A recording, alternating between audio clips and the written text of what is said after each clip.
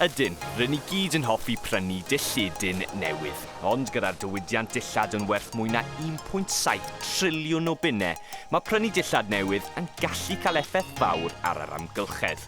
O achos hyn, mae elusen Oxfam yn annog ni gyd i siopa mwy o dillad ail-law. Wel, ni'n trial annog pobl i roi dillad ail-law, dillad ni ddim eisiau cadw bellach, ac i prynu yn ail-law. Ac mae Mili wrth ei bodd yn siopa am fargen mewn siopau elusen. Dwi yn hoffi prynu dillad ail-law.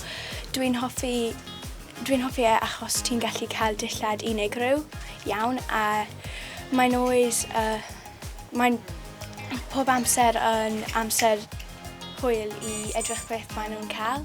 Ac yn ôl yr elusen, pe bai pob un ohonom yn prynu par o jeans ail-law yn hydrach na prynu par newydd sbon, bydde hynny'n helpu arbed gwerth triliwn o foteli o ddŵr. Digon i lenwi llyn tegid yn y bala, bum gwaith. Ond beth allwch chi wneud i helpu? Dyma gyngor Samantha, perchenog busnes sy'n dathlu dillad ail-law.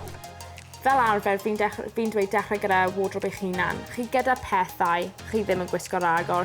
Chi gyda pethau, chi ddim wedi gwisgo'r oesoedd. A wedyn dechrau o fyna, beth sy'n ffito ti'n really neis, beth sy'n neud i ti'n edrych yn really confident.